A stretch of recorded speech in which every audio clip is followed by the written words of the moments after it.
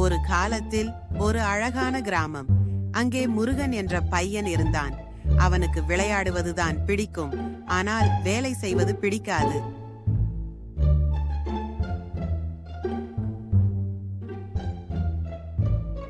ஒரு நாள் பாட்டி மாடுகளில் பால் பிழிந்து வீட்டின் பக்கத்து மாங்காய் மரத்துக்கு சென்றாள்.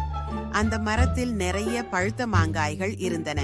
பாட்டி சொன்னாள், முருகா, இந்த பழுத்த மாங்காய்களை எடுத்து வா, நாம சட்னி பண்ணலாம். முருகன் போனான். ஆனால் வழியில் அவன் நினைத்தான், இவ்வளவு நல்ல பழங்கள் இருக்கே, எல்லாம் நானே சாப்பிட்டுடலாம்.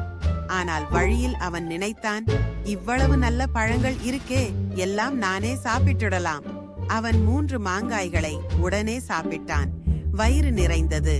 மீதியை கொண்டு பாட்டி வீட்டுக்கு வந்தான். பாட்டி பழங்களை பார்த்ததும் உடனே புரிந்து விட்டாள். பாட்டி மெதுவாக சிரித்து, முருகா, நீ சாப்பிட்ட மாங்காய் இனிப்புதான் இருக்கும். ஆனால் எல்லோருக்கும் பகிர்ந்திருந்தா மனசு இன்னும் இனிப்பா இருக்கும்.